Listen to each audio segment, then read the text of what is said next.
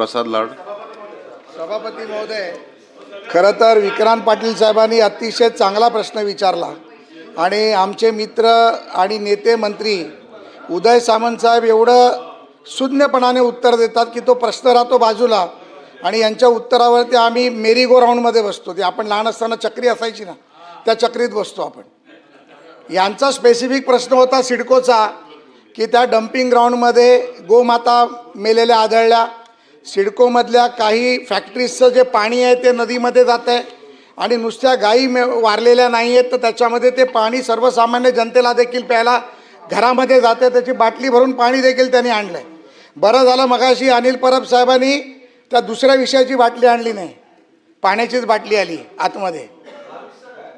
त्यामुळे माझं सभापती महोदय, मंत्री महोदयांना स्पेसिफिक प्रश्न असा आहे की हे जी कारवाई आहे आम्ही विभागीय आयुक्ताला सांगू, ते चौकशी करतील, मग चौकशी डिसेंबरमध्ये आमच्या समोर येईल.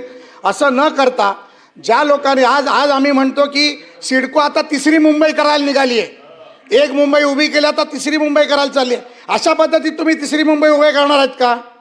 जर तुम्ही एवढे तंत्रज्ञानाने मोठे आहात, मग साधं कचऱ्याच्या डम्पिंगची प्रोसेसिंग युनिट का नाही तुम्ही टाकत आहात? हा पहिला प्रश्न आहे माझा. आणि हे जर तुम्ही एवढ्या करोडो रुपये, हजारो करोड, लाखो करोड रुपये टाकून तुम्ही जमिनी अधिग्रहण करताय, तर एक डम्पिंग ग्राउंडचं प्रोसेसिंग युनिट टाकायला कितीशे पैसे लागत आहेत? PPP प्रोजेक्टवरती ते यायला तयार आहे. त्याच्यामुळे सभापती महोदय, माननीय मंत्री महोदयांकडनं आम्हाला हे उत्तर अपेक्षित नाही आहे. याच्यामध्ये स्पेसिफिक टाईम बाउंड या डम्पिंगची प्रोसेस चालू करणार का? माझ्या माहितीप्रमाणे डम्पिंगची कलेक्शनची प्रोसेस देखील अजूनपर्यंत चालू झालेली नाही आहे. त्याच्यामध्ये जुना कॉन्ट्रॅक्टर कोणतरी काम करतोय की त्या गावातल्या लोकांना 3,000 रुपये देऊन ते करतायत. तर पहिलं ते टेंडर त्यांनी करायला पाहिजे, डम्पिंगचं प्रोसेसिंग करायला पाहिजे. आणि डम्पिंग प्रोसेसिंगचं जे काय त्याच्यातून तुम्ही इलेक्ट्रिसिटी निर्माण करा, तुम्ही खत निर्माण करा, बायोगॅस निर्माण करा, वाटेल ते करा, पण ते करा. त्यामुळे माझा प्रश्न असा आहे सभापती महोदय की महाराष्ट्र प्रदूषण नियंत्रण मंडळ व संबंधित स्थानिक प्रशासनाच्या निष्काळजीपणाची जबाबदारी निश्चित करून संबंधित अधिकारीवर फौजदारी कारवाई करणार का? मंत्री महोदय ऐका, फौजदारी कारवाई करणार का? मृत जनावरांच्या सभापती महोदय मला संरक्षण द्या. सर्व मंत्री मिळून माझी गोची करतात. तुम्ही माझ्याकडे थेट बघून प्रश्न विचारा. मृत जनावरांच्या मालकांना नुकसान भरपाई आणि पशुसंवर्धन व बाधित पालकांना विशेष अर्थसहाय्य शासनाने घेण्याचा कुठला निर्णय घेतला आहे का?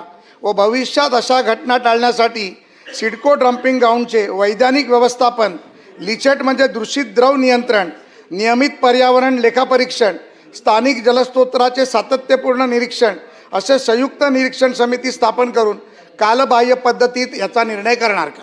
मंत्री महोदय, प्रसाद लाड साहेबांनी गोमातेच्या संदर्भामध्ये या ठिकाणी एक मुद्दा मांडला. मला सभागृहाच्या माध्यमातून एक महत्त्वाची गोष्ट सांगायची आहे. आपल्या देशातलं महाराष्ट्र राज्य हे पहिलं असं राज्य आहे की ज्यावेळी एकनाथ शिंदे साहेब राज्याचे मुख्यमंत्री होते त्यावेळी देशात पहिल्यांदा या राज्यानं गोमातेला राज्यमातेचा दर्जा दिला. त्याच्यामुळं गोमातेबद्दल असलेला आदर हा जसा लाडसाहेबांच्या मनामध्ये आहे तसाच आमच्या सगळ्यांच्या मनामध्ये आहे. आज प्रवीण दरेकर साहेब कदाचित सभागृहामध्ये नसल्यामुळे त्यांची जबाबदारी प्रसाद लाड साहेबांनी स्वीकारलेली आहे. जसं प्रवीण दरेकर साहेबांना प्रत्येक विषयामध्ये बोलण्याचा जन्मसिद्ध हक्क आहे, तसा आता ते नसल्यामुळं तो अधिकार सगळा लाडसाहेबांनी घेतला आहे. पण लाडसाहेब बोलत असताना PPP मॉडेलवर ते बोलले, जे PPP मॉडेल सगळ्यात जास्त त्यांना आवडतं. त्याच्यामुळं PPP मॉडेलवर घनकचऱ्याचा प्रकल्प घ्यायचा की पैसे खर्च करून घ्यायचा याचा शासन निर्णय घेईल आणि नंतर जो काही त्याच्यामध्ये निर्णय घ्यायचा आहे तो प्रसाद लाड साहेबांनी घ्यावा, ही माझी सभागृहात त्याला विनंती आहे.